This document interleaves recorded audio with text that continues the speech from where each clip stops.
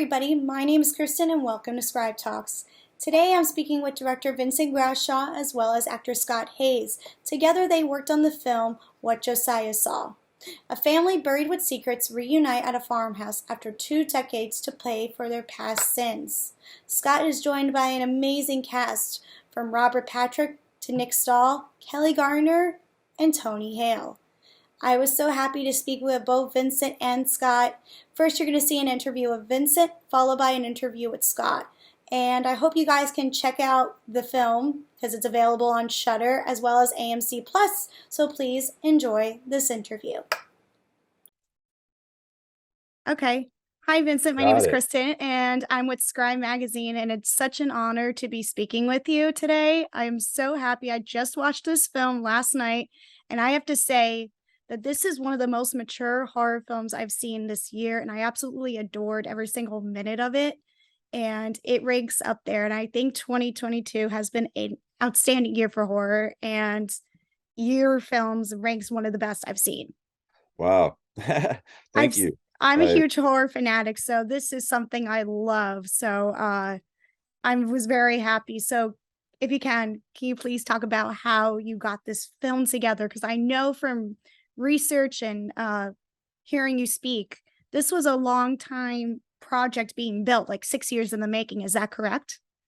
Yeah, it took about 6 years before it finally got financed, but within that 6 years, it's a lot of ups and downs as usual for any filmmaker, I think. So the fact that we were able to do it and when it happened, I mean, the timing usually kind of ends up the meant to be thing.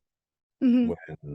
When you get it made, it's kind of like, okay, if I made it 3 years ago, it probably wouldn't have been as good because the script evolves, things change. Mm-hmm. And yeah, I've always been a horror fan my whole life. You know, from it, I remember my sister having sleepover parties and watching it and screaming and stuff all the time, and Scream and Halloween, all the typical, slasher movies. I was always a fan of horror, and this script came my way through Robert, who I'd known for a few years, 5 years before that, Mm-hmm. and liked a lot of his material. And he just had a great script, and I really was feeling like doing a horror movie at some point. And this felt to me like one. It may not feel like horror to some people. They may say, well, Mm-hmm. there's horror elements, but to me, like you said, this is kind of a new, for me, the horror is built in the trauma, and that Yes. how that is the manifestation in someone. So yeah, I've just always been a fan, and so I was really glad to finally get to do one. And they were so much there's it was so much fun to do. It's got um the Southern Gothic vibes to it to make it that horror. That what makes it stand out from different from other horror films where people may not see it as horror, but more like a psychological thriller. But it's great. yeah, So talk about how it was building the score, because this score is very sinister and I love the production design. Can you talk about working with all the crew that you had? absolutely. um Production design, Stephanie Reese, talk about able to do a lot with a little, because Mm-hmm. obviously we didn't have a big budget here. Yeah. She she just worked wonders. There were times we'd get into a location like Mary's house and nothing was done, but she was too busy setting the next or the previous location. So it was just the time we didn't have the luxury of. So getting into a location, seeing like, wow, there's nothing done here, and Yeah. throughout that day building it out, and by the time we're ready to shoot that night scene, it was like, wow, you pulled it out of your like, I don't know where you did it, but you did it. And so her and Cindy Grevin, her art director, worked their ass off. And everybody did on this movie. Robert Pisior, who did the score, was referred to me through another composer I knew, Nathan Halpern. Mm-hmm. And Robert had done a lot of strings for him in his films, his score. And so he it was something I was directly looking for, was strings used, manipulation of piano, stuff like that. And Robert, that's his like forte. Like he's wonderful. He's a very accomplished musician, and so he dove right in. And for me, I do a lot of like pre-production work with score. Like Hmm. I have a ton of temp score built into the script in a production script. I'm not while it's being written, but in a production script, I build in like areas in the film I know there will be score. And so when I sent that sort of music cue reference script with throughout the whole movie, so he could have a blueprint on what I'm kind of looking for and run with it on his own. And that's what he did. And he turned in something that makes you feel that this is a horror movie. And that's sort of what bridges I feel the whole movie is the Hmm. tone of the score tells you like there's something ominous coming. Yes. This is a horror movie, whether it seems like a drama with what you're seeing, uh, it's sort of bridged together with that music, in my opinion. Hmm. And That I'm was the goal. and I've seen you talk about this numerous times, but you got a remarkable cast on your hands. I mean, the talent that you got to work with was insane. So, I mean, from Scott Haze and Robert Patrick, I mean, legends right there, especially Robert Patrick. So, talk about that, please. I would love to know the stories that Yeah, it was like on set. Like, give me all the yeah. juicy details. Well, another group of people that gave their everything on a movie that just we didn't have all the toys and bells and whistles of trailers and stuff like that. I mean, we had trailers, but there weren't anything to write home about. Hmm. But they knew what project they were getting into, and you know, they can't. Robert, I had basically got through a referral from my friend Ronnie Blevins, who was in the scenes with Nick Stahl at the carnival. He was one of the actors in there, and he had worked with Robert, and he told me, man, you should really go for him. He'd be perfect. And I got on the phone with Robert, and he was just um pretty reluctant to do it, I think, until he saw my previous film. Then we were able to talk, and he felt confident that what we were going to do was going to be special. Um, he came and memorized a ton of dialogue, and he felt like the script was a challenge to him. The dialect, the drawl, the way he speaks, it's all written into the script pretty much. There wasn't like he wanted to honor that from the script. Um, and so we had some chats before, but Nick Stahl, he'd always been somebody I was a fan of myself. I'm a fan of everyone in this. Just you know, Hmm. I feel privileged to be able to work with some of these actors. I mean, all of them, even the local Oklahoma folk, that Yeah. they're just easy to watch. They're professional. But Nick, I had heard he was back acting for about a year, and I was like, okay, let's go for him. I really think he's perfect. He's sort of, you know, he really just dove into that character. Uh, Hmm. and the key with him is he's very gentle and sweet. Like that's just he as a human being. And I wanted some of that texture in Eli because he could come off kind of a, you know, from the script, you're like, it's easy to probably hate this guy and not root for him. But he brought Yeah. the qualities that, you're able to root for this character. Um, Scott Haze had come off this movie, Child of God, Yeah. and Hmm. he attached to the movie in 2015. So he was one of the first actors, and guy was such a pro and so dedicated, and everything that he was saying, I felt like if anyone was going to play this part, which was probably the one role that could cripple the whole movie, in my opinion, Hmm. uh, Scott Scott did it. He was able to. Hmm. I really believed he was going to kind of help guide this movie so where it doesn't just fall apart to become like a laughable thing. And Kelly, um, she is the heart of the movie to Yeah. me. Her chapter is the heart and soul, and some of the most traumatic stuff out of the whole the Graham family. And so seeing some of her scenes, I was just in awe of. I don't know if there's a spoiler review, but the dinner table scene with her and Tony Hale it's just a really interesting glimpse into somebody who's dealing with what she is. Yeah. All right. One last question for you. If you can, describe this film in 1 to 3 words. to make audiences really want to check this out. One to Besides my two. word, Huh? besides my word, given my love, how do you want audiences, what do you want that one word? What do you want audience to get audiences invested? Um, Leaving very rattled. Okay, sweet. I love it. Thank you so much for your Yeah. time. I really enjoyed speaking with you. And No, I thank you can't wait so to much. see I can't wait to see the rest of your work. So Oh, I appreciate continue it. on with all the hard work. I'm glad you really responded to it. So anytime. Scott, so it's been amazing with the film that you have worked on, and I loved every single minute of it. I enjoyed your performance, and you have done a lot with your career since starting in the business. I mean, you have worked with like Lee Isaac Chung and Colin Trevorrow and so many other directors. So before I ask you about your performance, can you discuss what it was like working with um, Vincent, your director?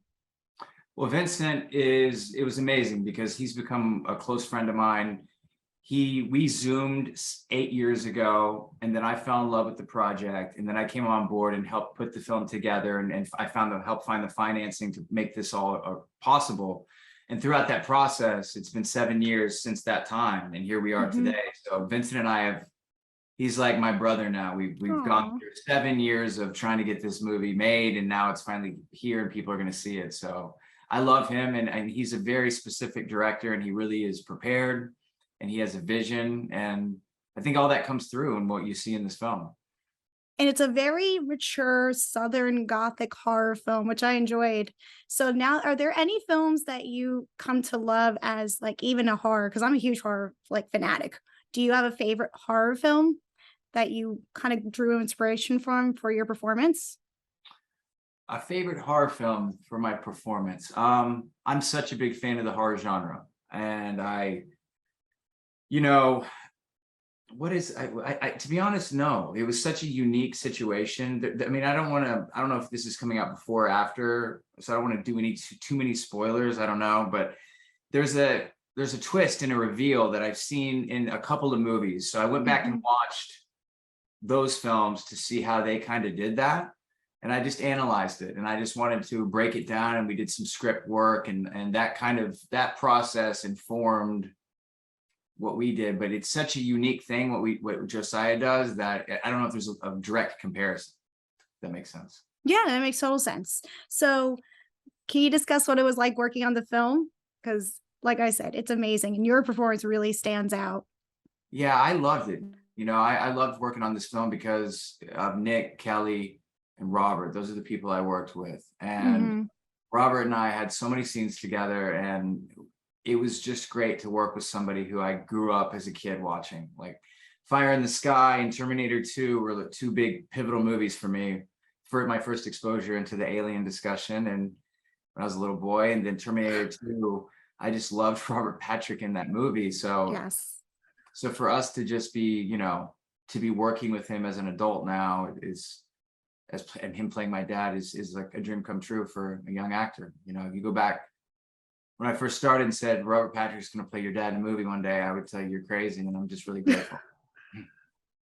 I mean, it must have been intimidating at some point. You're like, I'm sure you looked at him like, what do I do next? What do I say? Right? Like, especially when you're seeing.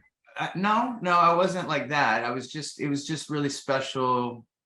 I wasn't intimidated. He was more intimidated by me. Oh my gosh, really? Yeah, he was, well, yeah, I was in a crazy state in that movie. Yeah, true. So it was more of just pinching yourself. It's like, okay, cool. Like it's, you're working with somebody you used to watch on one of your favorite movies. So it's just really special. It was more of a heart-warming thing, does that make sense? Yeah, that makes perfect sense. I love that answer. So what is one thing you learned from this experience as an actor? Because I'm sure you faced a lot of challenges during the whole filming process. Yeah, it's a testimony to never give up. This movie was hard to get made. It's always hard to find money for movies when they're independent films. So, we just kept pushing forward, and we made this movie happen. So it's really a testimony to never giving up when a lot of people, it's just a hard road to make movies happen. So I think that's for me the takeaways. Don't ever give up, and it can happen.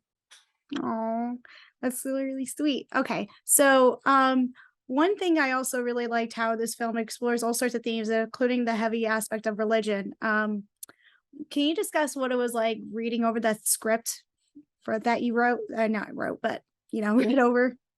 Yeah, I mean, I like the fact that, I come from the theater. I own a theater in LA. So I'm always working on plays and writing screenplays and playwrights, working with playwrights. And there's so many themes that I've always gravitated to in my stage work, which really deals with like ancestral trauma and these very hard traumatic things that happen in families all the time, and how that has a ripple effect, and what does that mental health issues manifest into. And it just really explores emotionally deep and rich circumstances that you want to explore as an actor. And it just reminded me of some of my favorite plays. Now, do you like doing stage work more or just starring in films? Yeah, I love them both. It's a different thing. I feel like, I'm actually writing my first play in 10 years. It's based on my mom's life back in Texas on ranch. And so I'm really excited. I'm gonna workshop the play at my theater here in LA and then take it to New York. And I'm so excited about that. That's something that I'm really passionate about. But I'm just grateful, I'm so thankful I get to do stage and film, and it's what keeps me just, really grounded and grateful, because I know how fortunate I am. Yeah, I could see that. And has there ever even been a thought in your career, like even speaking to you now, you would want to adapt your own plays into an actual film? I am in the process. There's a play I did, this may date me a little bit, but it was in 2006. I just built my theater, and I was in my early 20s, and like, it was a play set on a prison in Chicago called Devil's Night, and it was the night before Halloween, and it deals with the death penalty and racial injustice and just a lot of things that I'm passionate about, and we're making that into a film now. Oh, I love that. So, all right, one last question. If you can, describe the film between 1 to 3 words to get audiences really hooked and invested. 3 words? 1 to 3 words. To describe what the movie's about? Not just about, but like, I guess about. So that's the best way to put it. Not to like steal it from another film, but maybe, because it's very fitting that I use this. Maybe Hold On to Your Butts. Yes, I love it. You know what movie that's from? Tell me. Jurassic Park. It's a famous line from Jurassic Park. And it makes sense given what you were just in. Exactly, yeah. This is a Hold On to Your Butts type film. Yes, I love it. I love it. Thank you so much for your time. And I can't wait to see more of your work. And maybe I'll have to see one of your stage plays at some point. That would be beautiful. It's great to see you again. Thank you. Yes, of course.